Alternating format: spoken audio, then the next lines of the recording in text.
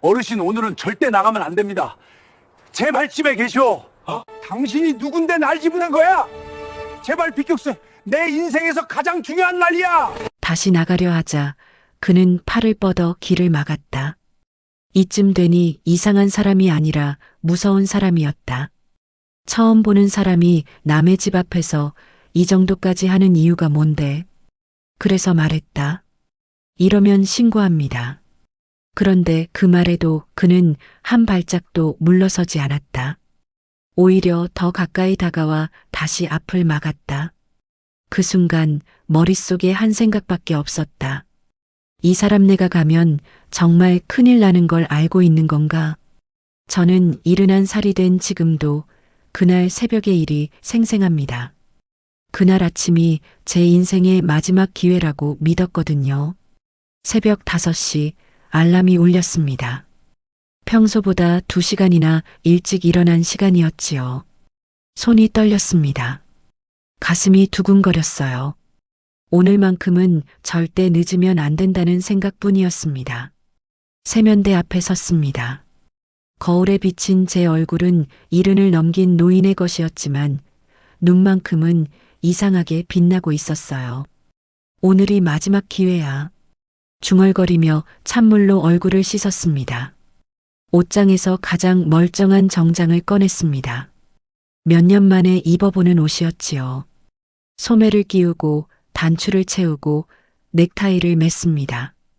거울을 다시 봤어요. 겉모습만 보면 멀쩡해 보였지요. 서류 가방을 챙겼습니다. 안에는 통장과 도장, 그리고 신분증이 들어 있었어요. 이게 제가 가진 전부였습니다.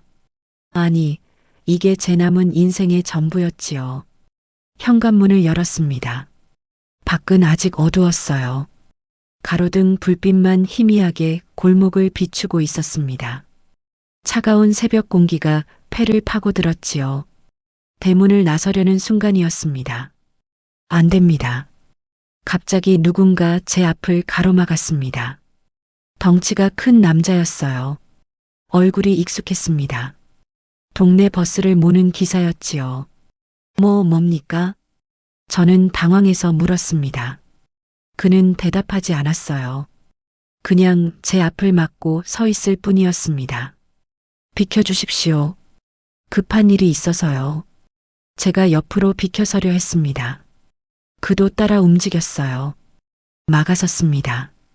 오늘은 절대 가시면 안 됩니다. 그의 목소리는 낮았지만 단호했습니다.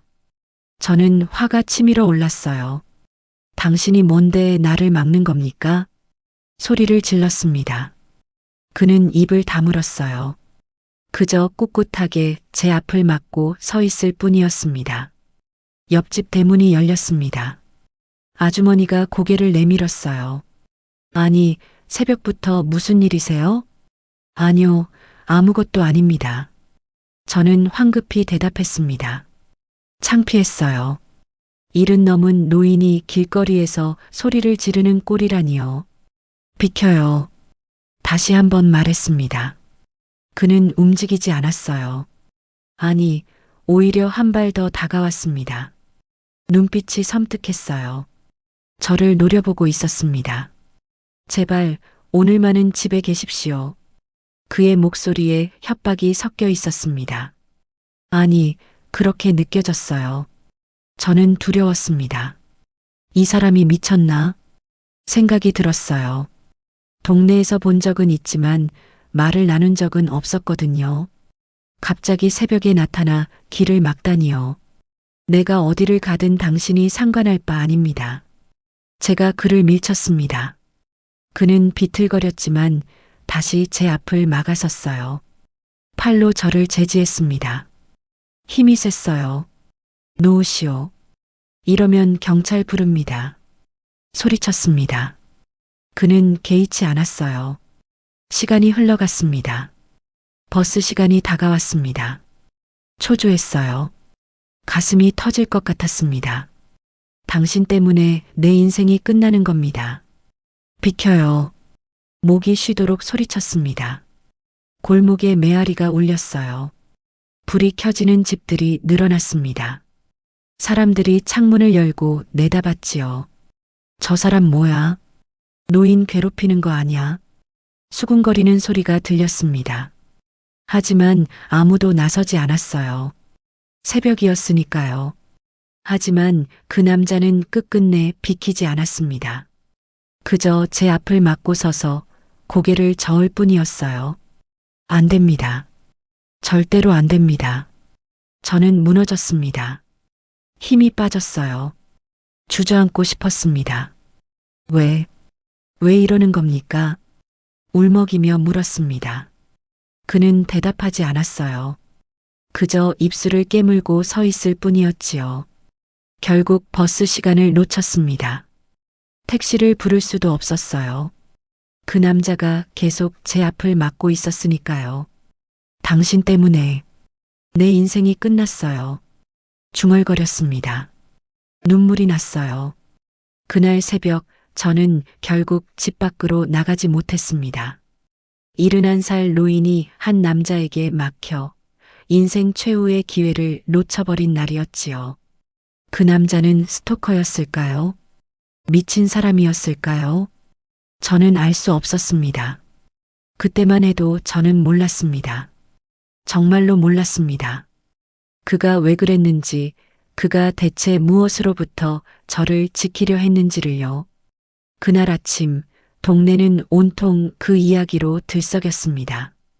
박신의 집 앞에서 무슨 일 있었대요. 슈퍼 앞에서 아주머니들이 모여 수군거렸어요.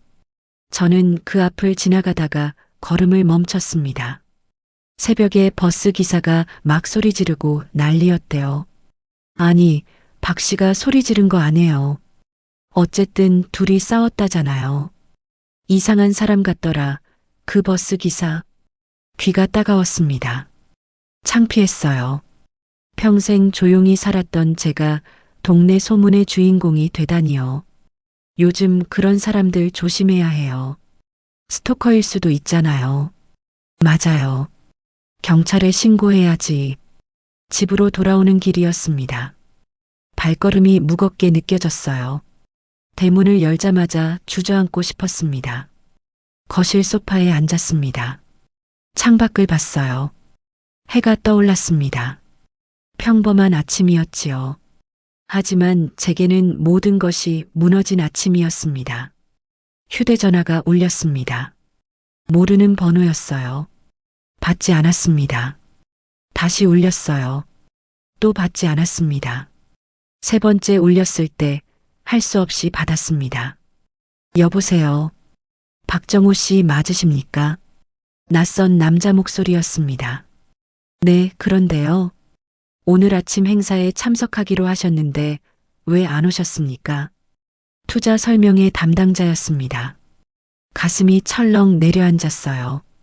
그게 급한 일이 생겨서요. 거짓말이었습니다.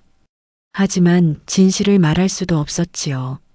다시 일정을 잡아드릴까요? 이번 기회를 놓치시면 정말 아까우실 텐데요. 아니요, 괜찮습니다. 전화를 끊었습니다. 손이 떨렸어요. 마지막 기회를 날려버렸다는 생각에 정신이 아득해졌습니다. 그 남자 때문이야. 전부 그 남자 때문에. 중얼거렸습니다. 분노가 치밀어 올랐어요. 오후가 되었습니다. 문 두드리는 소리가 들렸어요. 나가보니 옆집 아주머니였습니다. 괜찮으세요? 새벽에 무슨 일 있으셨다면서요? 아니요, 별일 아닙니다. 그 버스 기사 말이에요. 요즘 이상한 사람 많잖아요. 경찰에 신고하셨어요. 아직은. 빨리 하세요. 또 나타나면 큰일 나요. 아주머니는 걱정스러운 표정을 지었습니다. 저는 고개를 끄덕였어요. 알겠습니다. 감사합니다. 문을 닫았습니다. 혼자가 되고 싶었어요. 저녁이 되었습니다. 밥을 차려놓고 앉았지만 목구멍으로 넘어가지 않았습니다. 숟가락을 내려놓고 창밖을 봤어요. 버스가 지나갔습니다. 그 남자가 운전하는 버스였지요. 순간 화가 치밀어 올랐습니다. 왜 날 막은 거야? 대체 왜? 중얼거렸습니다. 대답은 없었어요. 그저 텅 빈 집안에 제 목소리만 메아리 쳤을 뿐이었습니다. 밤이 깊어갔습니다. 잠이 오지 않았어요. 천장을 바라봤습니다. 머릿속으로 온갖 생각이 스쳐 지나갔지요. 내가 뭘 잘못했지. 내 돈으로 내가 투자하는데 누가 뭐래. 분했습니다. 억울했어요. 하지만 동시에 이상했습니다. 그 남자의 표정이 자꾸 떠올랐거든요. 필사적이었던 그 눈빛이요. 마치 무언가로부터 저를 지키려는 듯한 얼굴이었습니다. 아니야, 그냥 이상한 사람이었을 거야. 고개를 저었습니다. 스토커일 수도 있고요. 하지만 마음 한구석이 불편했어요. 뭔가 석연치 않은 기분이 가시지 않았습니다. 다음 날 아침 다시 일상이 시작되었습니다. 슈퍼에 장을 보러 갔어요.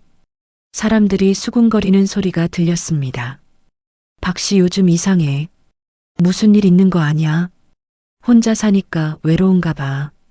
그 버스 기사는 정말 이상하더라. 경찰 불러야 해. 참을 수가 없었습니다. 장바구니를 내려놓고 나왔어요. 집으로 돌아오는 길에 버스 정류장을 지나쳤습니다. 그 남자가 운전하는 버스가 서 있었습니다. 눈이 마주쳤어요. 그는 고개를 숙였습니다. 저도 외면했지요. 집에 들어왔습니다. 거울을 봤어요. 초췌한 얼굴이 보였습니다. 71살 노인의 얼굴이요. 이제 어쩌지? 한숨이 나왔습니다. 마지막 기회를 놓쳤다는 생각에 막막했어요. 앞으로 어떻게 살아가야 할지 막연했습니다. 그날 밤 저는 오래된 사진첩을 꺼냈습니다. 먼지를 털어내고 첫 장을 넘겼어요. 아내의 얼굴이 보였습니다. 웃고 있었지요. 당신이라면 뭐라고 했을까? 물었습니다. 대답은 없었어요. 그저 사진 속 아내는 계속 웃고 있을 뿐이었습니다. 사진첩을 덮었습니다. 가슴이 먹먹했어요. 외로웠습니다. 이렇게 혼자 남겨진 제 처지가 서럽게 느껴졌지요. 창밖을 봤습니다. 어둠이 내려앉고 있었어요. 불 켜진 집들이 보였습니다. 저마다 가족이 있는 집들이겠지요. 나는 왜 이렇게 혼자일까? 중얼거렸습니다. 답은 알고 있었어요. 스스로 그렇게 만들었으니까요. 하지만 인정하고 싶지 않았습니다. 그날 밤 저는 처음으로 눈물을 흘렸습니다. 71살이 되어서야 제 인생이 이렇게 무너질 줄은 몰랐거든요. 제 이름은 박정호입니다. 올해로 71살이 되었어요. 평생 이 동네에서 살았습니다. 작은 철물점을 운영했지요. 못 나사, 페인트, 공구 같은 것들을 팔았어요. 크게 벌지는 못했지만 그럭저럭 살아갈 수는 있었습니다. 가게는 3년 전에 문을 닫았습니다. 몸도 예전 같지 않았고 손님도 줄어들었거든요. 요즘은 다들 인터넷으로 주문하니까요. 지금 생각하면 그때부터였습니다. 제 인생이 조금씩 무너지기 시작한 게요. 아내와는 50년을 함께 살았습니다. 좋은 날도 있었고 힘든 날도 있었지요. 하지만 그럭저럭 괜찮은 삶이었어요. 12년 전 아내가 떠났습니다. 갑작스러웠어요. 아침에 일어나 보니 숨을 쉬지 않고 있었습니다. 심장마비였지요. 장례를 치렀습니다. 사람들이 위로했어요. 하지만 위로는 위로일 뿐이었습니다. 집에 혼자 남았을 때 그때 느꼈지요. 진짜 외로움이 뭔지를요. 그 외로움이 지금까지 이어졌습니다. 12년 동안요. 아들이 있습니다. 이름은 상현이에요. 45살입니다. 서울에서 작은 회사를 다니고 있지요. 상현이와는 연락을 자주 하지 않습니다. 1년에 명절 때 한두 번 보는 게 전부예요. 그마저도 부담스러워하는 기색이 역력하지요.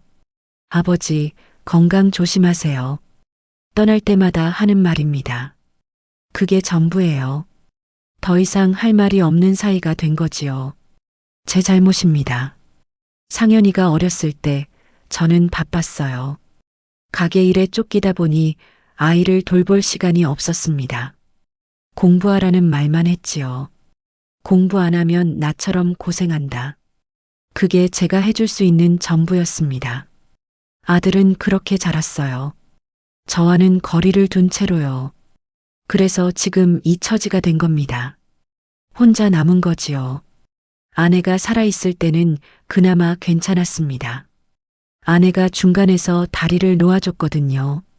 하지만 아내가 떠난 뒤로는 달라졌습니다.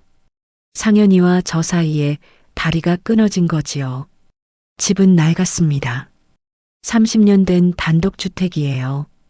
방이 3개 있지만 저 혼자 쓰기에는 너무 넓습니다. 대부분의 방은 잠겨 있어요. 먼지만 쌓여가고 있지요. 아침에 일어나면 제일 먼저 하는 일이 있습니다. 혈압을 재는 거예요. 의사가 꼭 재라고 했거든요. 고혈압이 있다면서요. 약 꼭 드세요. 안 그러면 위험합니다. 의사의 말이 귀에 맴돕니다. 저는 매일 약을 먹어요. 파란 알약 2개, 하얀 알약 1개요. 아침을 먹습니다. 혼자 먹는 밥은 맛이 없어요. 그래도 먹어야 하니까 먹습니다. 대충 김치 몇 조각에 밥 1공기요. 낮에는 할 일이 없습니다. 텔레비전을 보거나 신문을 읽어요. 가끔 동네를 산책하기도 하지요. 공원 벤치에 앉으면 다른 노인들이 보입니다. 짝을 지어 다니는 사람들이에요. 부러웠습니다. 저도 예전에는 아내와 함께 걸었거든요. 저녁이 되면 더 외롭습니다. 창밖을 보면 불 켜진 집들이 보여요. 저마다 저녁을 먹고 있겠지요. 가족들과 함께요. 저는 혼자 밥을 먹습니다. 혼자 설거지를 해요. 혼자 텔레비전을 보다가 혼자 잠이 듭니다. 가끔 생각합니다.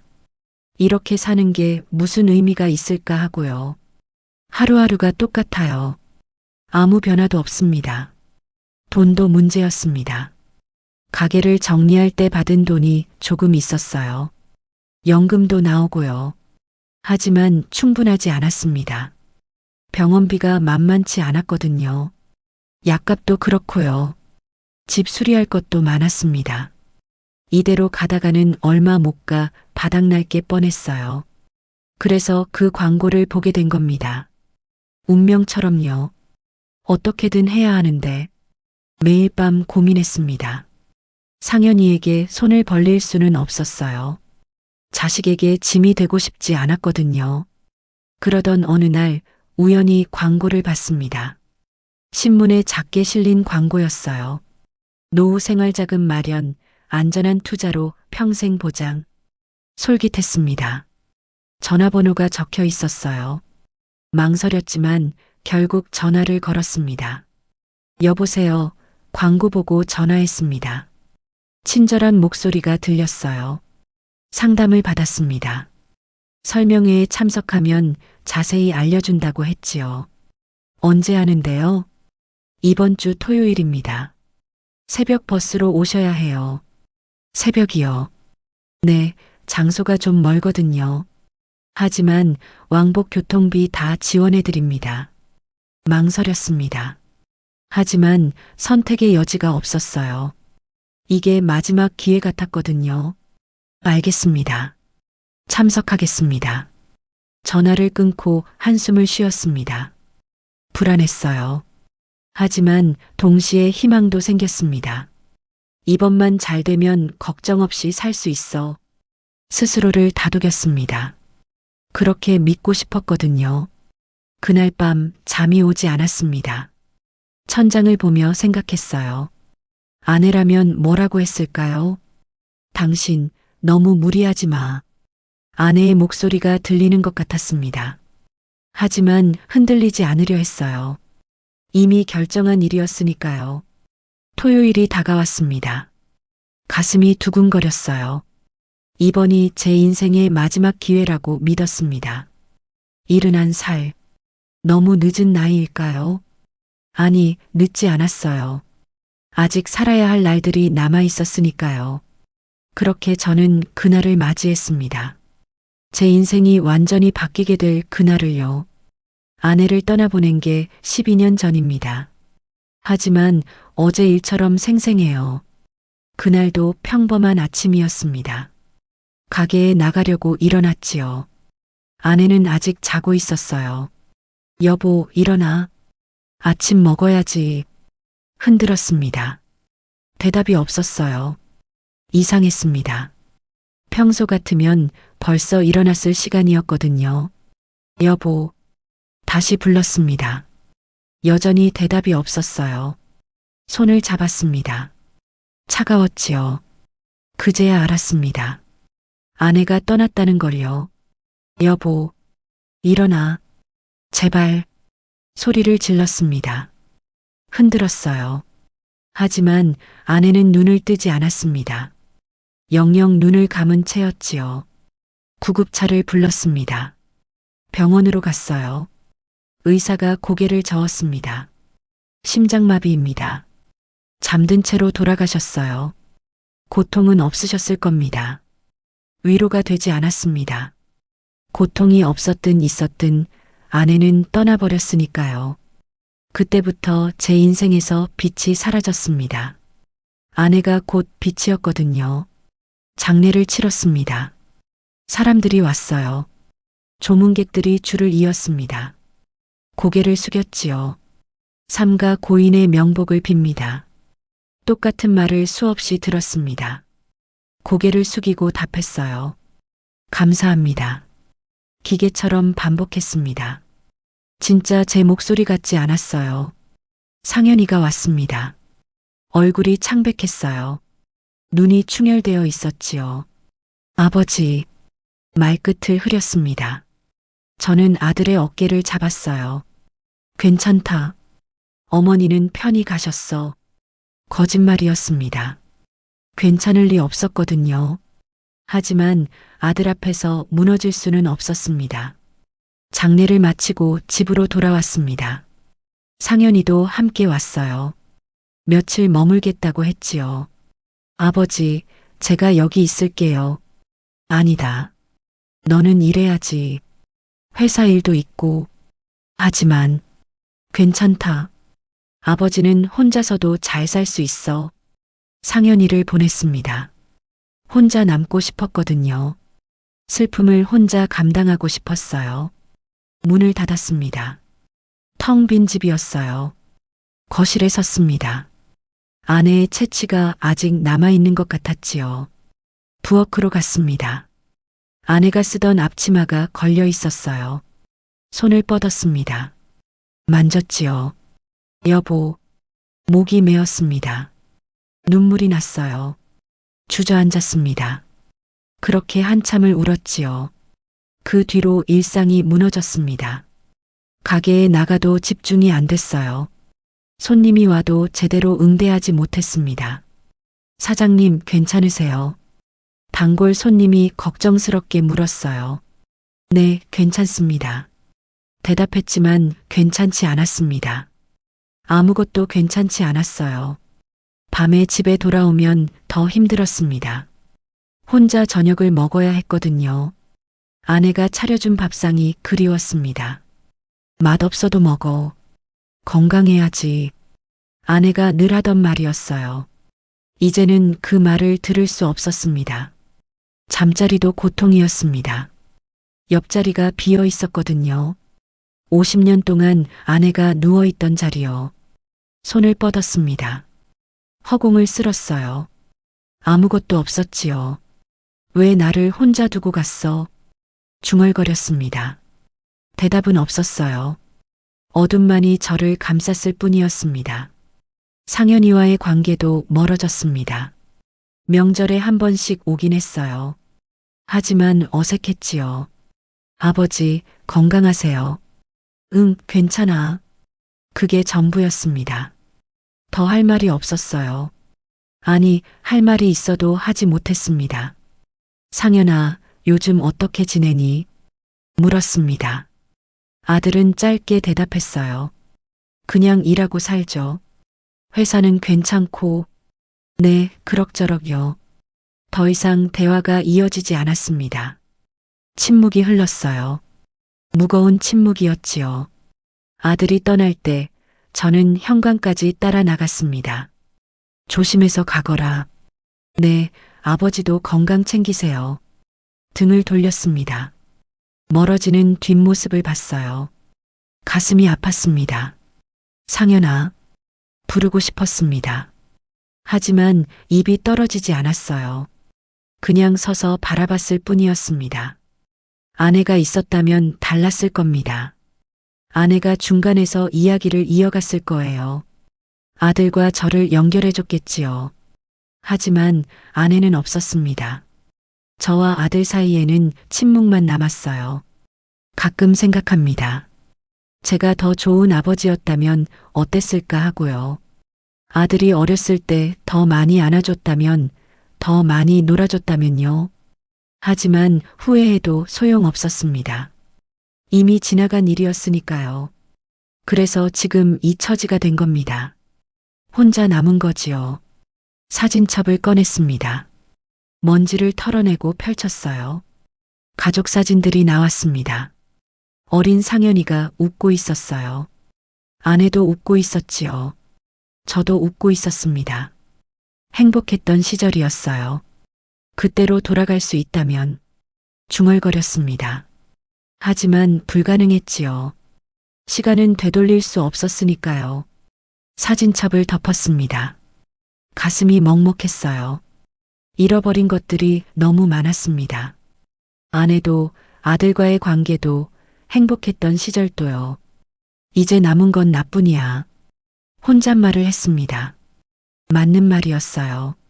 정말로 저 혼자만 남았으니까요. 71살이 되어서야 깨달았습니다. 인생에서 가장 소중한 건 함께할 사람이라는 걸요. 돈도 아니고 명예도 아니고 그저 옆에 있어줄 사람이요.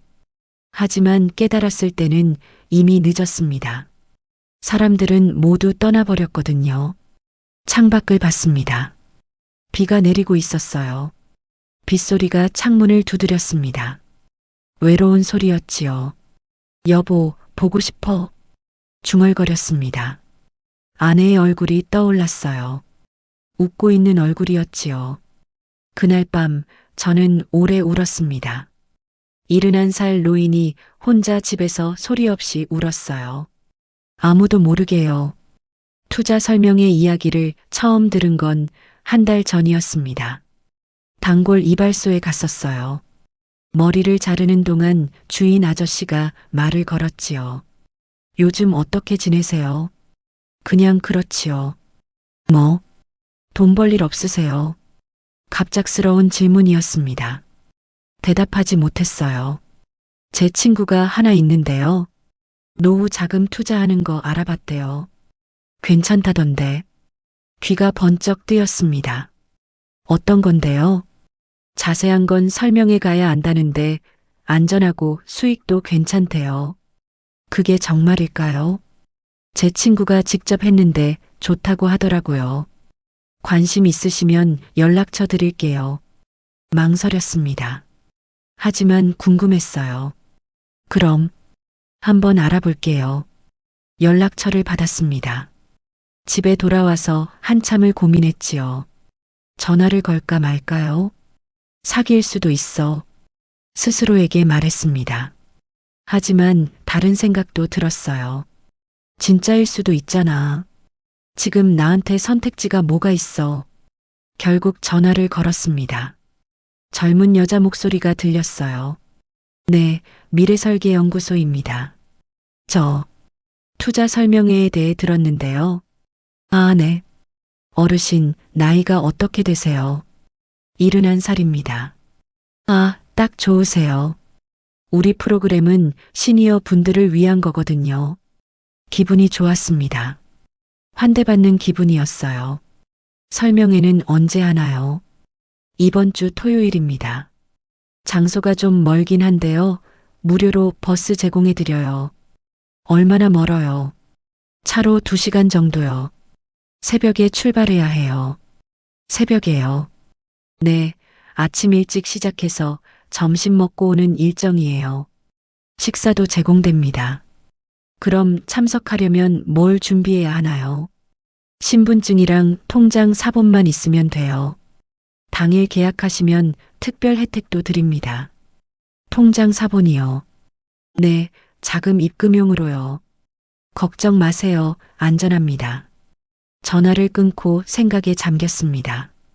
뭔가 이상한 기분이 들기도 했어요. 하지만 다른 선택지가 없었습니다. 며칠을 고민했습니다. 밤마다 잠이 오지 않았어요.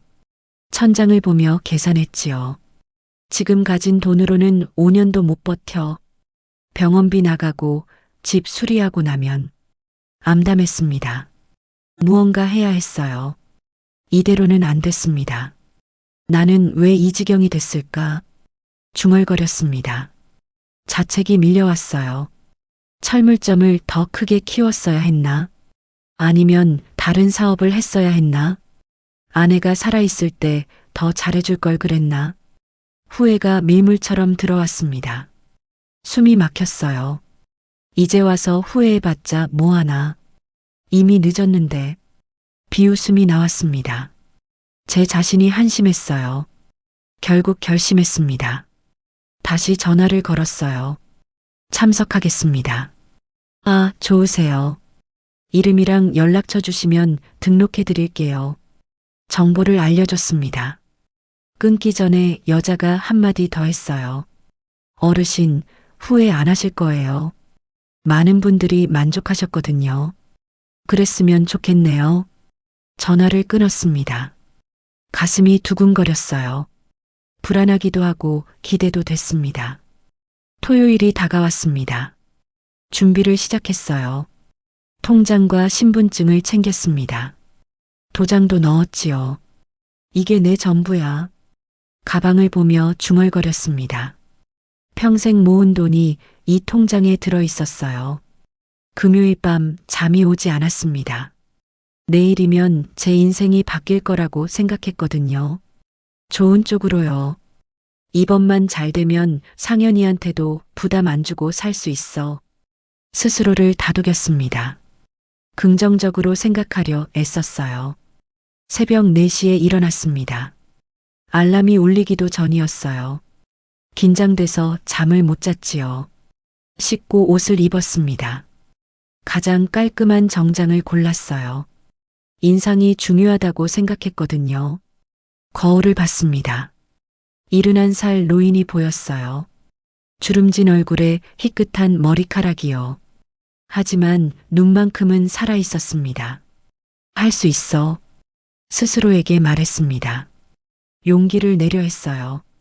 가방을 들었습니다. 무거웠어요. 제 인생이 들어있으니까요. 현관문에 손을 댔습니다. 문을 열려고 했어요. 그때 이상한 기분이 들었습니다. 괜찮을까? 불안이 스쳤습니다. 하지만 고개를 저었어요. 늦었어. 이미 결정했잖아. 이젠 돌이킬 수 없어. 문을 열었습니다. 새벽 공기가 차가웠어요. 어둠 속에서 가로등만 빛나고 있었지요. 대문을 나섰습니다. 버스 정류장으로 걸어가려 했어요. 그때였습니다.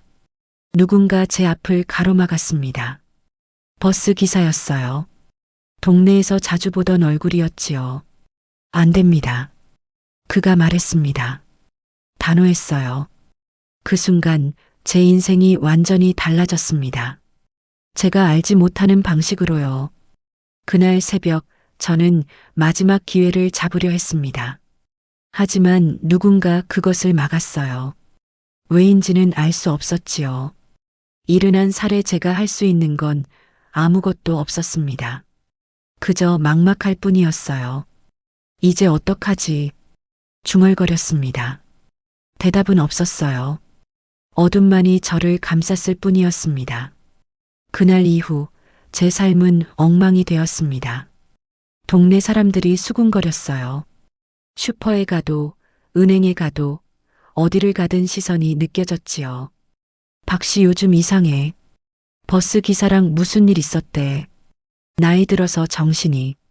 귀에 다 들렸습니다. 모르는 척 했지만 가슴이 아팠어요. 사흘이 지났습니다. 집에만 틀어박혀 있었지요. 밖에 나가기 싫었어요. 사람들을 마주치고 싶지 않았습니다. 전화가 왔습니다. 투자회사였어요. 박정호 씨, 왜 안 오셨어요? 다시 일정 잡아드릴까요? 아니요, 괜찮습니다. 정말 좋은 기회인데요. 다음 주에도 있습니다. 생각해 보겠습니다. 전화를 끊었습니다. 혼란스러웠어요. 가야 하나 말아야 하나요? 그날 오후 버스 정류장을 지나갔습니다. 그 남자가 운전하는 버스가 서 있었어요. 눈이 마주쳤습니다. 화가 치밀어 올랐습니다. 다가갔어요. 왜 그랬습니까? 왜 날 막았어요? 큰 소리로 물었습니다. 그는 입을 다물었어요. 대답하지 않았지요. 내 인생을 망쳐놓고도 할 말이 없습니까? 목소리가 떨렸습니다. 사람들이 쳐다봤어요. 신경 쓰이지 않았습니다. 박 씨, 그가 입을 열었습니다. 하지만 더 이상 말하지 않았어요. 그저 고개를 숙였을 뿐이었지요. 대체 무슨 권리로 남의 일에 간섭합니까? 다그쳤습니다. 그는 여전히 침묵했어요. 말을 해보시오. 소리쳤습니다. 그제야 그가 고개를 들었어요. 눈빛이 이상했습니다. 슬퍼 보였지요. 죄송합니다. 그게 전부였습니다. 다른 말은 없었어요. 죄송하다고요. 그게 끝입니까? 웃음이 나왔습니다. 허탈한 웃음이었어요. 버스 문이 닫혔습니다. 떠나갔지요. 저는 그 자리에 서서 멍하니 바라봤습니다. 대체 뭐지? 이해할 수 없었습니다. 왜 막았는지, 왜 사과하는지 아무것도 이해되지 않았어요. 집으로 돌아왔습니다. 소파에 주저앉았지요. 머리가 복잡했습니다. 다음 날 다시 전화가 왔습니다. 투자회사였어요. 박 씨, 특별히 다음 주 설명회에 초대하고 싶습니다. VIP 대우해 드릴게요. VIP요. 네, 특별 좌석에 앉으시고 개별 상담도 해드립니다. 솔깃했습니다. VIP라는 말이 기분 좋게 들렸거든요. 생각해 보겠습니다. 꼭 오세요. 후회 안 하실 겁니다. 전화를 끊고 고민했습니다. 가야 할까요? 이번엔 아무도 막지 않을 텐데요. 이발소에 갔습니다. 주인 아저씨가 물었어요. 설명회는 다녀오셨어요? 아니요, 못 갔습니다. 왜요?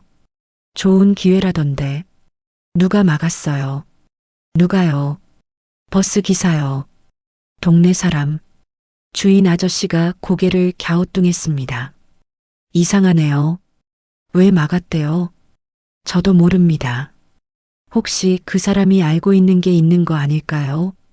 무슨 말씀이세요? 그냥 이유 없이 막았을 리는 없잖아요. 집으로 돌아오는 길 생각에 잠겼습니다. 정말 이유가 있는 걸까요? 아니야. 그냥 이상한 사람이야. 고개를 저었습니다. 하지만 마음 한구석이 불편했어요. 그날 밤 결심했습니다. 다음 주 설명회에 꼭 가겠다고요. 이번엔 아무도 막지 못하게요. 며칠이 지났습니다. 다시 토요일이 왔어요. 이번에는 더 일찍 준비했습니다. 새벽 4시 반에 일어났어요. 옷을 입고 가방을 챙겼습니다. 현관문을 열었지요. 집을 나섰습니다. 조용했어요. 아무도 없었습니다. 다행이야. 이번엔 괜찮겠어. 안도했습니다. 빠른 걸음으로 걸었어요. 버스 정류장이 보였습니다. 거의 다 왔지요. 그때였습니다. 박 씨, 뒤에서 목소리가 들렸어요. 돌아봤습니다. 그 남자였어요. 버스 기사요. 당신, 말문이 막혔습니다. 어떻게 알고 온 걸까요? 제발 가지 마십시오. 그가 다가왔습니다. 표정이 절박했어요. 비키시오. 이번엔 막지 못합니다. 소리쳤습니다. 하지만 그는 물러서지 않았어요. 제가 설명할 수는 없지만 믿어주십시오. 가시면 안 됩니다. 믿으라고요. 무슨 근거로 믿습니까? 근거는 말씀드릴 수 없습니다. 하지만 제발 비키라고요. 밀쳤습니다. 그는 비틀거렸지만 다시 막아섰어요. 왜 이러는 겁니까? 대체 왜? 목이 쉬도록 소리쳤습니다. 주변 집들에서 불이 켜졌어요. 사람들이 창문을 열었지요. 무슨 일이야? 또 저 사람들이네. 수군거리는 소리가 들렸습니다. 부끄러웠어요. 하지만 물러설 수 없었습니다. 마지막으로 말합니다. 비키시오. 안 됩니다. 그의 대답은 단호했습니다. 저는 주먹을 쥐었어요. 떨렸습니다. 결국 버스 시간을 놓쳤습니다. 또다시요. 주저앉았어요. 길바닥에요. 왜 이러는 거야? 중얼거렸습니다. 그 남자는 제 곁에 서 있었어요. 말없이요. 해가 떠올랐습니다. 아침이 왔지요. 저는 그 자리에서 한참을 있다가 집으로 돌아왔습니다. 모든 게 끝났다고 생각했어요. 마지막 기회마저 날렸으니까요. 그날 밤 저는 눈물을 흘렸습니다. 71살 노인이 혼자 울었어요. 억울하고 화나고 막막했습니다. 이제 정말 끝이야. 중얼거렸습니다. 절망이 밀려왔지요. 앞날이 보이지 않았습니다. 하지만 저는 아직 몰랐습니다. 정말로 몰랐습니다. 진짜 끝은 아니었다는 걸요. 오히려 시작이었다는 걸요. 사흘이 지났습니다. 저는 집에만 틀어박혀 있었어요. 아무것도 하고 싶지 않았습니다. 밥도 제대로 먹지 않았어요. 그저 소파에 누워 천장만 바라봤지요. 거울을 봤습니다. 71살 노인이 보였어요. 초췌한 얼굴이요. 나는 대체 뭘 한 거지? 중얼거렸습니다. 자책이 밀려왔어요. 평생 성실하게 살았어. 가게도 열심히 했고 아내한테도 잘했고 그런데 왜 지금 이 모양이지? 목소리가 떨렸습니다. 나는 왜 이렇게 바보같이 살았을까? 왜 더 큰 꿈을 안 꿨을까? 왜 아들한테 더 잘해주지 못했을까? 눈물이 났어요. 71살 노인의 눈물이었습니다. 지금 와서 후회해봤자 뭐하나. 이미 다 늦었는데. 이미 다 목이 메었습니다. 울었어요. 한참을요. 전화가 왔습니다. 상현이었어요. 오랜만이었습니다. 아버지, 안녕하세요. 응, 그래. 요즘 어떻게 지내세요? 그냥 그래. 괜찮으세요? 목소리가 안 좋으신데. 피곤해서 그래. 괜찮아. 거짓말이었습니다. 괜찮지 않았어요. 하지만 아들에게 걱정 끼치고 싶지 않았습니다. 아버지, 제가 이번 주말에 갈까요? 아니야. 바쁠 텐데 뭐하러 와. 그래도 괜찮다니까. 아버지 혼자서도 잘 살아. 전화를 끊었습니다. 한숨이 나왔어요. 아들에게조차 마음을 열지 못하는 제 자신이 한심했습니다. 문 두드리는 소리가 들렸습니다. 나가보니 옆집 아주머니였어요. 박 씨, 요즘 안 보이시던데 괜찮으세요? 네, 괜찮습니다. 근데 말이에요. 그 버스 기사 말인데. 무슨 일이십니까? 계속 이 앞을 서성이던데요. 뭔가 이상해서요. 놀랐습니다. 제 집 앞을요. 아, 신경 쓰지 마십시오. 제가 알아서 할게요. 조심하세요. 요즘 이상한 사람 많잖아요. 아주머니가 떠나고 저는 창문으로 밖을 내다봤습니다. 정말로 그 남자가 서 있었어요. 멀리서요. 화가 치밀어 올랐습니다. 현관문을 열고 나갔어요. 왜 자꾸 나타나는 겁니까? 소리쳤습니다. 그가 고개를 돌렸어요. 걸어왔습니다. 박 씨, 죄송합니다. 죄송하다고요. 그럼 끝입니까? 제가 설명할 수 있는 게 없습니다. 하지만 뭡니까? 믿어주십시오. 제가 당신을 지키려는 겁니다. 지킨다고요? 무엇으로부터요? 그건 말씀드릴 수 없습니다. 웃음이 나왔습니다. 허탈한 웃음이었어요. 말도 안 되는 소리 작작하시오. 다시는 내 앞에 나타나지 마십시오. 돌아서려는데 그가 제 팔을 잡았습니다. 놓으시오. 박 씨, 제발 놓으라고요. 손을 뿌리쳤습니다. 그는 비틀거렸어요. 제 힘에 밀려난 거지요. 집으로 들어갔습니다. 문을 쾅 닫았어요. 가슴이 두근거렸습니다. 창밖을 봤습니다. 그는 아직도 그 자리에 서 있었어요. 고개를 숙인 채로요. 이상한 사람. 중얼거렸습니다. 하지만 마음 한구석이 불편했어요. 그날 밤 전화가 또 왔습니다. 투자회사였어요. 박 씨, 이번이 정말 마지막 기회입니다. 다음 주가 마지막 설명회예요. 알겠습니다. 꼭 오셔야 해요. 이런 조건은 다시 없습니다. 생각해 보겠습니다. 전화를 끊고 고민했습니다. 마지막 기회라고 했지요. 정말 마지막이에요. 이번엔 반드시 간다. 결심했습니다. 아무도 막지 못하게요. 다음 날 경찰서에 갔습니다. 신고하려고요. 무슨 일로 오셨습니까? 경찰관이 물었어요. 스토킹 신고입니다. 스토킹이요? 네, 계속 저를 따라다니고 집 앞에서 서성입니다. 가해자가 누구신지 아십니까? 버스 기사입니다. 김도윤이라는 사람이에요. 경찰관이 기록했습니다. 접근 금지 경고하겠습니다. 다시 나타나면 연락 주세요. 감사합니다. 경찰서를 나오는데 마음이 편치 않았습니다. 정말 이렇게까지 해야 했나 싶었거든요. 아니야. 내 인생이야. 내가 지켜야지. 스스로를 다독였습니다.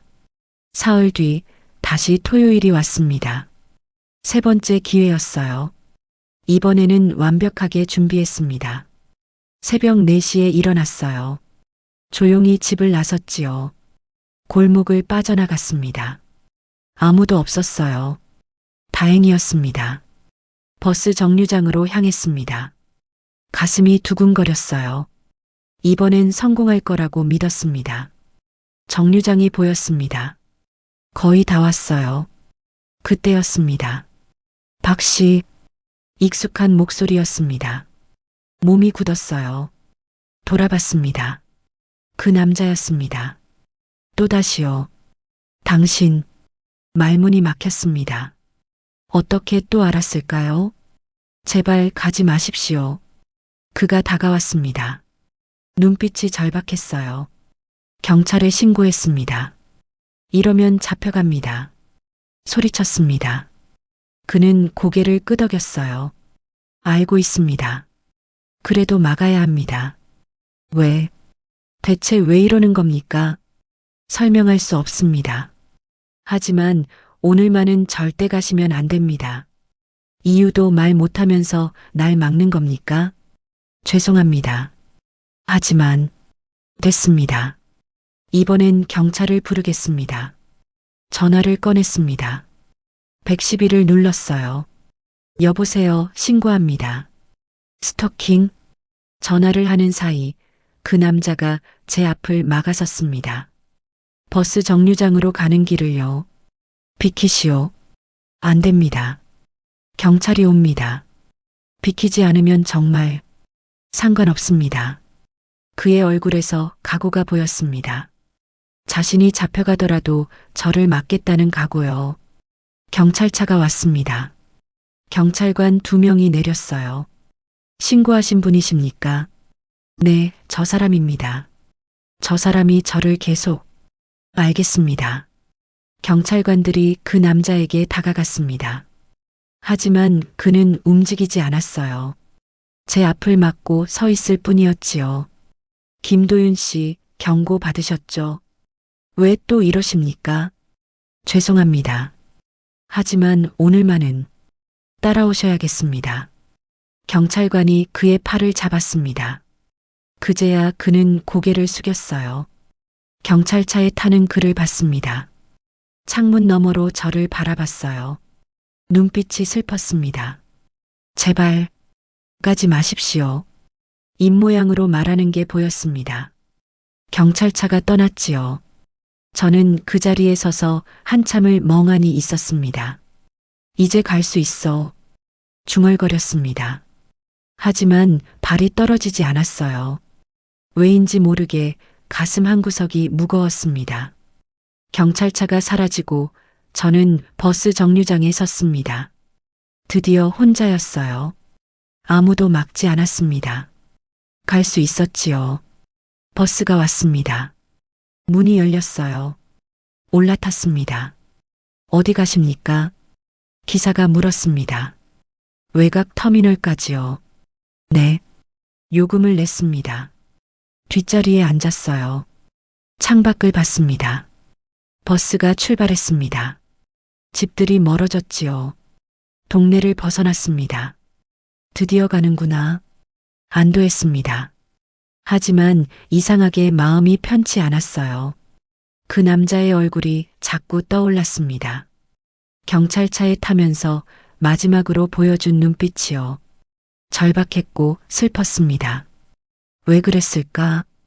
중얼거렸습니다. 이해할 수 없었어요.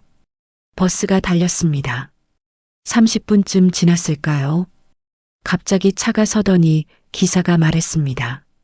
죄송합니다. 고장났습니다. 뭐라고요? 엔진에 문제가 생긴 것 같습니다. 승객들이 웅성거렸습니다. 저도 당황했어요. 가슴이 조여왔습니다. 택시 타야겠다. 버스에서 내렸습니다. 전화를 꺼냈어요. 손이 저려왔습니다. 택시를 불렀습니다. 30분 걸립니다. 30분이요. 죄송합니다. 지금 차가 없어서요. 전화를 끊었습니다. 막막했어요. 시간이 흘렀습니다. 결국 택시가 왔습니다. 탔습니다. 외곽 터미널까지 최대한 빨리 가주세요. 알겠습니다. 택시가 달렸습니다. 하지만 이미 늦었어요. 터미널에 도착했습니다. 설명의 장소로 뛰어갔어요. 숨이 찼습니다. 건물에 들어갔습니다. 안내 데스크가 보였어요. 투자 설명회는 어디서 합니까? 아, 그거요.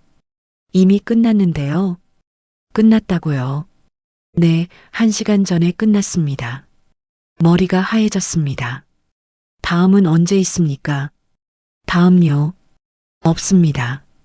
오늘이 마지막이었거든요. 마지막이라고요. 네, 죄송합니다. 다리에 힘이 풀렸습니다. 밖으로 나왔습니다. 벤치에 앉았습니다. 멍하니 앞만 바라봤지요. 끝났어. 정말 끝났어. 중얼거렸습니다. 눈물이 났어요. 전화가 울렸습니다. 투자회사였어요. 박 씨, 왜 안 오셨어요? 늦었습니다. 버스가 고장나서. 아, 그래요. 안 됐네요. 다음 기회는 없습니까? 글쎄요, 당분간은 없을 것 같은데요. 제발 한 번만 더. 연락 오면 다시 전화 드릴게요. 전화가 끊겼습니다. 희망도 끊어진 기분이었어요. 집으로 돌아오는 길이었습니다. 택시 안에서 창밖을 봤어요. 세상이 흐릿하게 보였지요. 왜 이렇게 됐을까? 혼잣말을 했습니다. 그 남자가 떠올랐습니다. 경찰차에 타면서 한 마지막 말이요. 제발 가지 마십시오. 왜 그렇게까지 막으려 했을까요? 무엇을 알고 있었던 걸까요? 아니야, 그냥 우연이야. 스스로를 설득하려 했습니다. 하지만 마음 한구석이 불안했어요. 집에 도착했습니다. 문을 열고 들어갔어요. 텅 빈 집이었습니다. 소파에 앉았습니다. 가방을 내려놓았어요. 안에 든 통장과 도장을 봤습니다. 쓸모없게 됐네. 중얼거렸습니다. 쓴웃음이 나왔어요. 창밖을 봤습니다. 해가 기울고 있었어요. 이제 어떡하지? 막막했습니다. 그날 밤 저는 잠들지 못했습니다. 천장을 보며 생각했어요. 모든 게 끝났다고 생각했습니다. 하지만 저는 아직 몰랐습니다. 진짜 일은 이제 시작이라는 걸요. 다음 날 세상이 뒤집힐 줄은 꿈에도 몰랐습니다. 다음 날 아침 평소처럼 일어났습니다. 무기력했어요. 할 일도 없었고 의욕도 없었습니다. 텔레비전을 켰습니다. 뉴스가 나왔어요. 별 생각 없이 보고 있었습니다. 그때였습니다. 긴급 속보입니다. 앵커의 목소리가 긴장되어 있었어요. 저는 화면을 봤습니다. 어제 외곽 지역에서 열린 투자 설명회가 대규모 사기로 밝혀졌습니다. 심장이 멎는 것 같았습니다. 참석자 수백 명이 피해를 입었으며 일부는 전 재산을 잃은 것으로 알려졌습니다. 화면에 현장 영상이 나왔어요. 제가 가려던 그 건물이었습니다. 경찰은 주최 측을 전원 검거했으며 참석자들도 조사를 받고 있습니다. 손이 떨렸습니다. 리모컨이 바닥에 떨어졌어요. 이게 말이 나오지 않았습니다. 뉴스는 계속됐습니다. 피해자 중 일부는 법적 문제에 휘말릴 가능성도 있습니다. 자금 세탁에 연루되었다는 의혹 때문입니다. 숨이 막혔습니다. 또한 어제 같은 시각 해당 설명회로 가던 버스가 고속도로에서 다중 추돌 사고를 당했습니다. 화면이 바뀌었습니다. 부서진 버스가 보였어요. 사망자 3명, 중상자 10여 명이 발생했습니다. 몸이 얼어붙었습니다. 버스는 새벽 출발편으로 투자 설명회 참석자들을 태우고 있었던 것으로 확인됐습니다. 텔레비전 앞에 주저앉았습니다. 내가 탔더라면 중얼거렸습니다. 죽었을 수도 있었어요. 그리고 사기에 걸려 전 재산을 잃었을 거예요.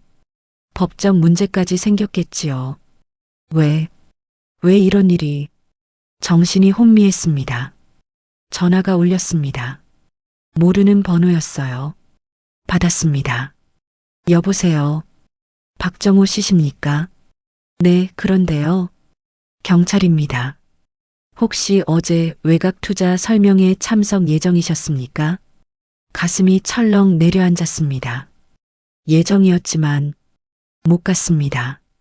다행이시네요. 참석자 전원 조사 중입니다. 알겠습니다. 전화가 끊겼습니다. 소파에 앉았습니다. 머리를 감쌌어요.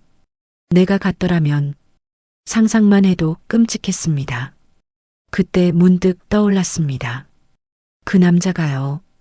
가지 마십시오. 제발. 계속 막았던 그 사람이요.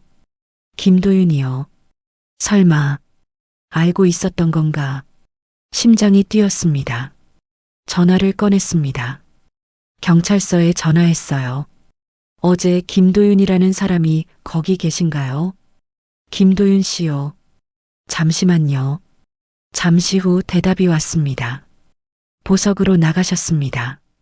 어디로 갔는지 아십니까? 그건 알려드릴 수 없습니다. 전화를 끊었습니다. 그를 찾아야 했어요. 버스 차고지로 갔습니다. 관리자에게 물었어요. 김도윤 기사 어디 있습니까? 김 기사요. 오늘 쉬는 날입니다. 집 주소 좀 알 수 있을까요? 그건 개인정보라. 제발입니다.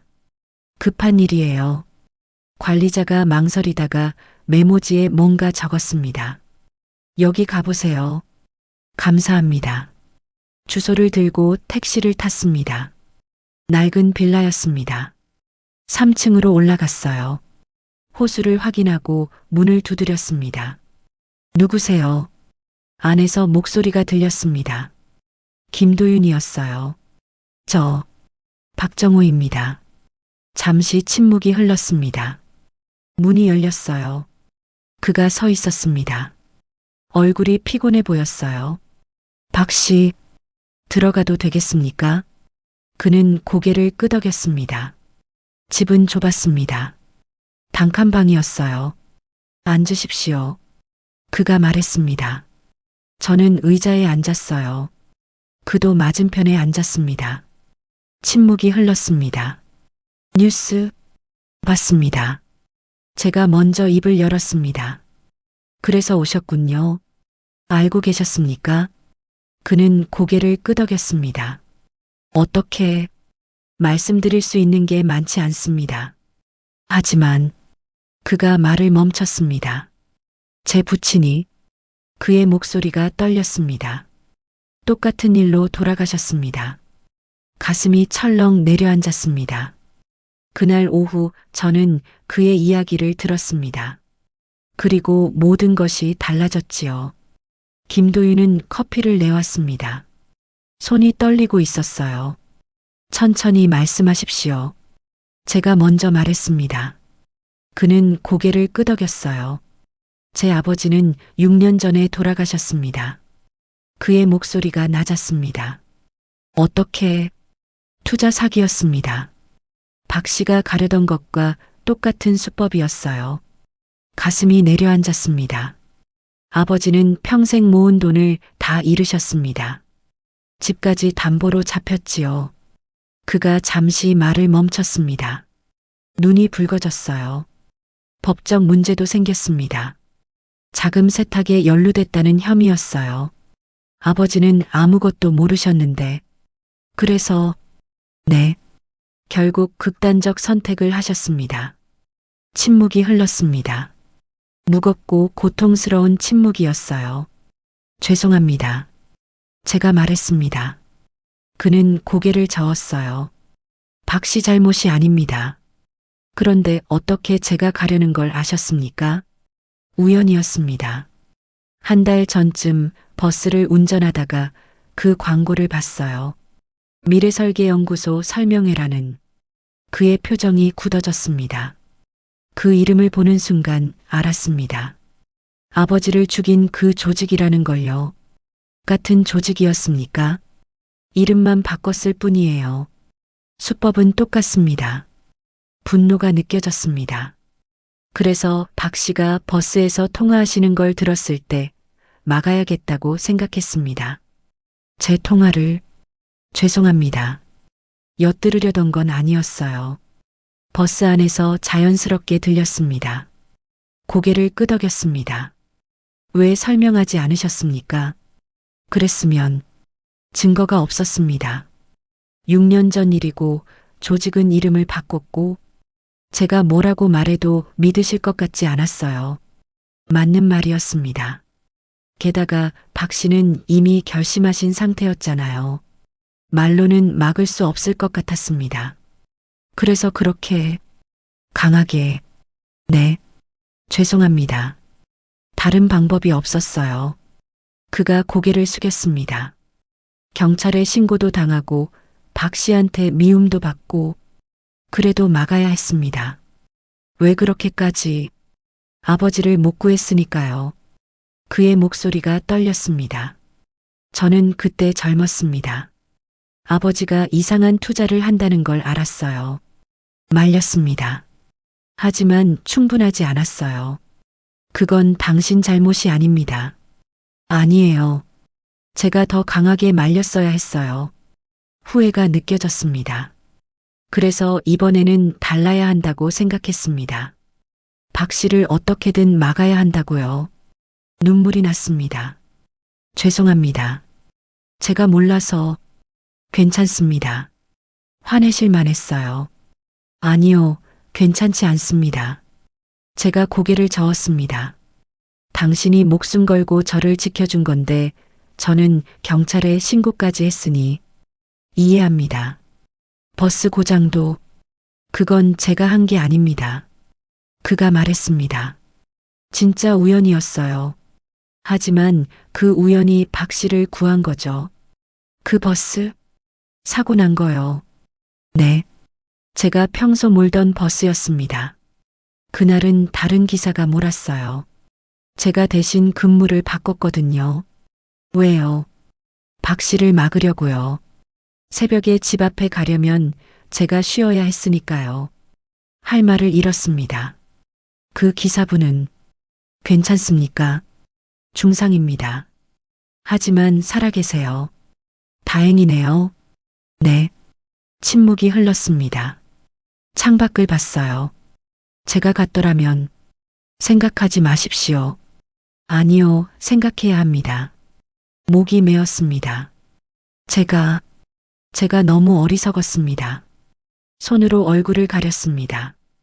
그는 아무 말도 하지 않았습니다. 한참을 울고 나서야 진정되었습니다. 죄송합니다. 아니요. 당신은 영웅입니다. 영웅이 아닙니다. 그가 고개를 저었습니다. 그저 다시는 같은 비극을 보고 싶지 않았을 뿐이에요. 그래도 저를 구했습니다. 다행입니다. 그걸로 됐어요. 그의 얼굴에 미소가 지나갔습니다.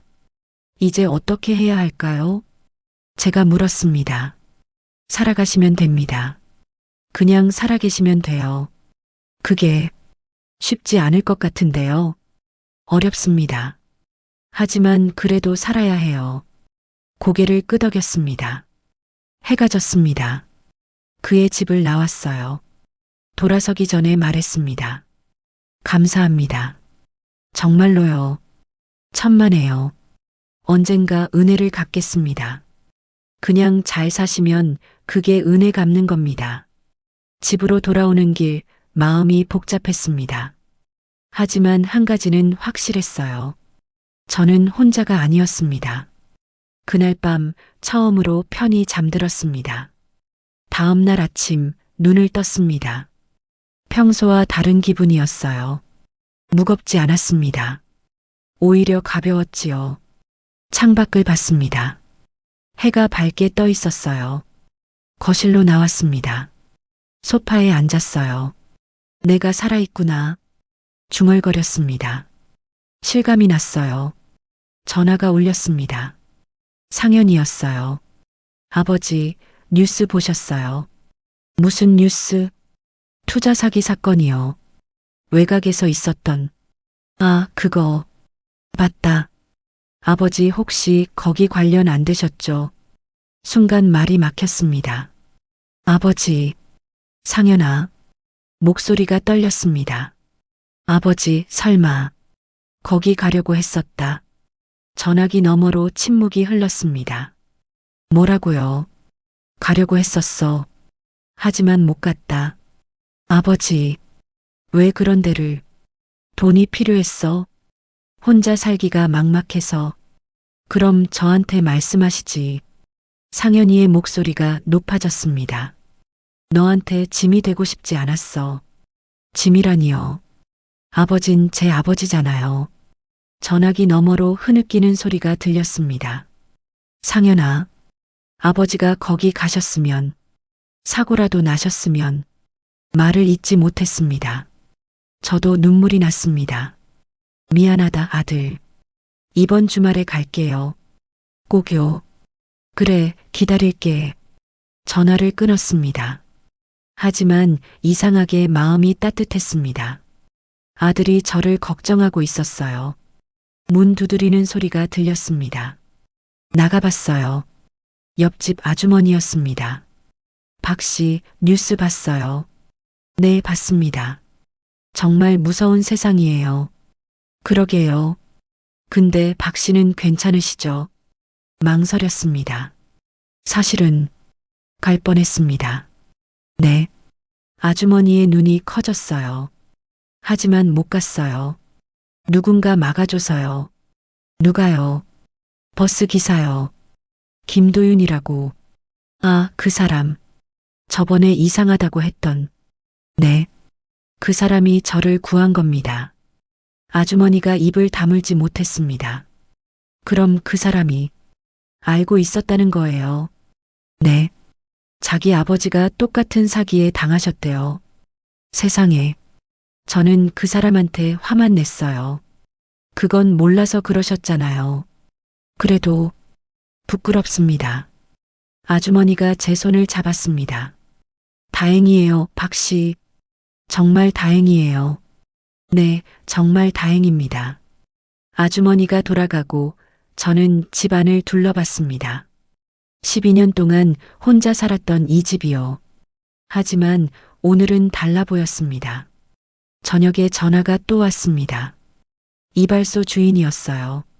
박 씨, 괜찮으세요? 뉴스 보고 깜짝 놀랐어요. 괜찮습니다. 못 갔거든요. 다행이다. 제가 그 이야기 꺼내서 정말 죄송해요. 아니에요. 당신 잘못이 아닙니다. 그래도 미안합니다. 괜찮습니다. 정말로요. 전화를 끊고 창밖을 봤습니다. 나는 혼자가 아니었어. 중얼거렸습니다. 그날 밤 오래된 사진첩을 꺼냈습니다. 아내와의 사진들이요. 아내 사진을 오래 바라봤습니다. 여보, 목소리가 떨렸습니다. 나 살았어. 죽을 뻔했는데 살았어. 눈물이 쏟아졌습니다. 누군가 날 구해줬어. 모르는 사람이 목숨 걸고 날 지켜줬단 말이야. 사진을 가슴에 꼭 안았습니다. 미안해, 여보. 당신 혼자 두고 나도 가려고 했어. 이렇게 비겁하게. 울음이 터졌습니다. 살아서 미안해. 이렇게까지 바보같이 살아서 미안해. 한참을 울고 나서야 진정되었습니다. 사진을 다시 봤습니다. 아내가 미소 짓고 있었어요. 앞으로 잘 살아볼게. 상현이랑도 관계 회복하고 혼자 외롭게 살지 않을게. 사진에 입을 맞췄습니다. 고마워, 여보. 사진첩을 덮었습니다. 침대에 누웠습니다. 천장을 봤어요. 감사합니다. 누구에게 하는 말인지 몰랐습니다. 눈을 감았습니다. 편안했어요. 71살이 되어서야 깨달았습니다. 인생에서 가장 중요한 건 함께할 사람들이라는 걸요. 그날 밤 저는 깊이 잠들었습니다. 꿈을 꿨어요. 아내가 나왔습니다. 잘했어, 당신. 아내가 웃으며 말했습니다. 이제 잘 살아. 응, 그럴게. 꿈속에서 대답했습니다. 주말이 되었습니다. 상현이가 온다는 날이었어요. 아침 일찍 일어났습니다. 집안을 치웠어요. 먼지를 닦고 바닥을 쓸고 창문을 열어 환기했습니다. 오랜만에 제대로 청소를 했지요. 마트에 갔습니다. 장을 봤어요. 상현이가 좋아하는 반찬 재료들을 샀지요. 얼마 만에 이러는 거야. 중얼거렸습니다. 웃음이 났어요. 집에 돌아와 요리를 시작했습니다. 서툴렀어요. 하지만 최선을 다했습니다. 오후 2시쯤 초인종이 울렸습니다. 상현이었어요. 문을 열었습니다. 아들이 서 있었지요. 왔니? 네, 아버지. 들어와. 상현이가 집 안으로 들어왔습니다. 청소하셨네요. 그래, 넣으니까. 감사합니다. 거실에 앉았습니다. 마주보고 앉았어요. 아버지. 상현이가 먼저 입을 열었습니다. 뉴스 보고 정말 놀랐어요. 미안하다. 너한테 말했어야 했는데 왜 말씀 안 하셨어요? 짐이 되고 싶지 않아서. 아버지는 제 짐이 아니에요. 상현이의 목소리가 떨렸습니다. 전 아버지가 필요해요. 돈 때문에 위험한 일 하시는 게 아니라 그냥 계셔주시는 게요. 눈물이 핑 돌았습니다. 미안하다, 아들. 저도 미안해요. 더 자주 찾아뵙지 못해서. 아니다. 너도 바쁘잖니. 바빠도 와야죠. 아버지신데. 고개를 끄덕였습니다. 앞으로 자주 올게요. 한 달에 2번은요. 그래, 그럼 고맙지. 그리고 생활비 보내드릴게요. 아니야, 그럴 필요 없어. 아니에요. 제가 하고 싶어요. 더 이상 거절할 수 없었습니다. 고맙다, 상현아. 당연한 건데요. 상현이가 일어나 제 곁에 앉았습니다. 어깨를 안았어요. 사랑합니다, 아버지. 얼마 만에 듣는 말일까요? 나도 사랑한다, 아들. 한참을 그렇게 있었습니다. 저녁을 먹었습니다. 제가 만든 음식이었어요. 맛있네요, 아버지. 거짓말하지 마. 서툴러. 진심이에요. 상현이가 웃었습니다. 밥을 먹으며 이야기를 나눴습니다. 회사 일, 일상, 소소한 이야기들이요. 아버지, 그 버스 기사분은 괜찮으세요? 응, 괜찮아. 며칠 전에 봤는데 잘 지내더라. 꼭 인사드리고 싶어요. 그래, 다음에 같이 가자. 네. 상현이가 밝게 대답했습니다. 저녁을 먹고 설거지를 했습니다.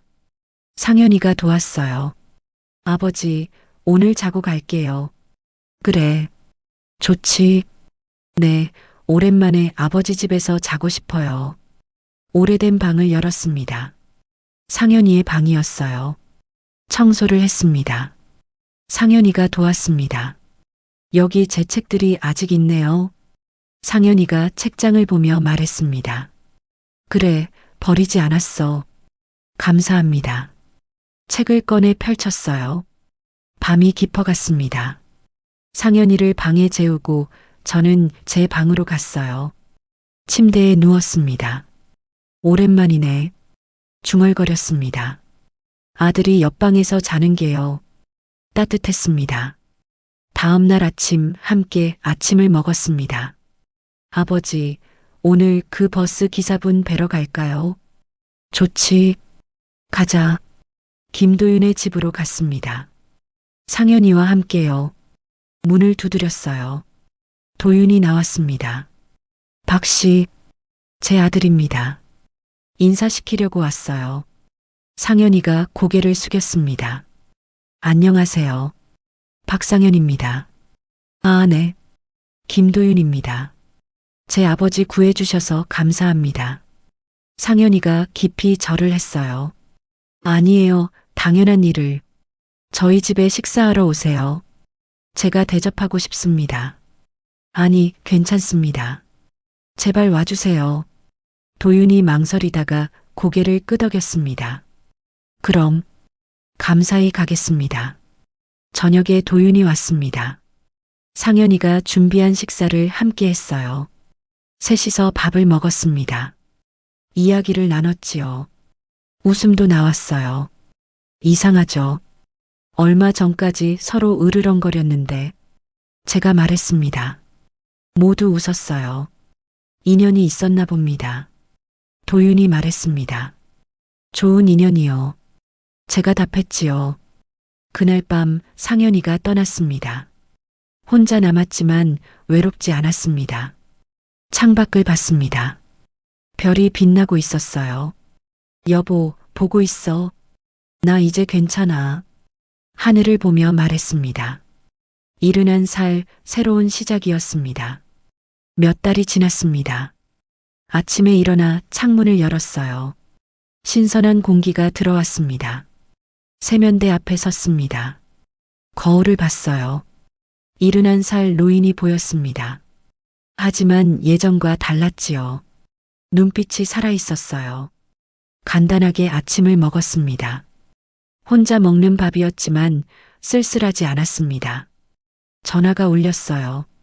상현이었습니다. 아버지, 안녕하세요. 응, 잘 지낸다. 오늘 저녁에 갈게요. 같이 외식해요. 그래. 좋지. 네, 6시에 뵐게요. 전화를 끊고 웃었습니다. 이제 상현이는 일주일에 한 번씩 옵니다. 집을 나섰습니다. 공원으로 산책을 가려고요. 요즘 매일 걷습니다. 버스 정류장을 지나쳤습니다. 도윤의 버스가 서 있었어요. 손을 흔들었습니다. 도윤도 웃으며 손을 흔들어줬지요. 박 씨, 오늘도 산책 가세요. 그래요. 건강해야지. 좋아 보이십니다. 고마워요. 버스가 떠나갔습니다. 공원에 도착했습니다. 벤치에 앉아 쉬었어요. 옆집 아주머니가 왔습니다. 박 씨, 오늘도 나오셨네요. 네, 날씨가 좋아서요. 요즘 얼굴이 많이 밝아지셨어요. 그래요. 좋은 일 있으세요? 있죠. 아들이랑 자주 만나고 좋은 친구도 생겼고요. 다행이에요. 고개를 끄덕이며 함께 걸었습니다. 집으로 돌아오는 길에 슈퍼에 들렀습니다. 장을 봤어요. 박 씨 요리하세요? 주인이 물었습니다. 네, 요즘 배우고 있어요. 대단하시네요. 아직 서툴러요. 계산을 하고 나왔습니다. 집에 도착해 요리를 시작했습니다. 서툴렀지만 즐거웠어요. 저녁 6시 상현이가 왔습니다. 손자도 함께였어요. 할아버지, 손자가 달려왔습니다. 안아 올렸어요. 우리 강민이 컸네. 할아버지도 건강해 보이세요. 상현이가 웃으며 말했습니다. 그래, 요즘 운동도 하고 그래. 좋으시네요. 함께 외식을 했습니다. 셋이서 밥을 먹었지요. 할아버지, 다음에 또 올게요. 강민이가 말했습니다. 그래, 자주 와라. 네. 저녁을 먹고 집으로 돌아왔습니다. 소파에 앉아 텔레비전을 켰어요. 참 많은 일이 있구나. 중얼거렸습니다. 하지만 제 삶은 평온했어요. 전화가 왔습니다. 도윤이었어요. 박 씨, 내일 시간 되세요. 왜요? 같이 낚시 가려고요. 좋죠? 가요. 그럼 내일 아침 7시에 뵐게요. 알겠어요. 전화를 끊고 웃었습니다. 침대에 누웠습니다. 천장을 봤어요. 오늘도 좋은 하루였어. 중얼거렸습니다. 이른한 살의 삶은 예전과 달라졌습니다. 외롭지 않았어요. 여보, 나 잘 살고 있어. 잠들기 전에 중얼거렸습니다. 걱정 마. 이제 괜찮아. 꿈속으로 빠져들었습니다. 다음 날 아침 알람이 울렸습니다. 일어나 준비했습니다. 낚시 갈 준비요. 창밖을 봤습니다. 해가 떠오르고 있었어요. 오늘도 좋은 하루가 되겠어. 웃으며 말했습니다. 이른한 살의 아침은 밝았습니다. 혼자가 아니니까요. 함께할 사람들이 있으니까요. 버스 정류장으로 향했습니다. 도윤이 기다리고 있을 거예요. 걸으며 생각했습니다. 몇 달 전에 그날을요. 고마워요, 도윤 씨. 중얼거렸습니다. 정류장이 보였습니다. 도윤이 손을 흔들고 있었어요. 박 씨, 왔어요. 함께 차에 탔습니다. 창밖 풍경이 지나갔습니다. 세상이 밝게 보였습니다. 좋은 날이네요. 도윤이 말했습니다. 그러게요. 정말 좋은 날이에요. 웃으며 대답했습니다. 이른한 살, 저는 여전히 살아가고 있습니다. 그리고 앞으로도 살아갈 겁니다. 함께할 사람들과요. 오늘 사연은 어떠셨나요? 재미있게 들으셨다면 구독과 좋아요 부탁드려요. 어떤 느낌을 받으셨는지 댓글로 작성해 주시면 더욱 재밌고 감동적인 사연으로 돌아오겠습니다. 감사합니다.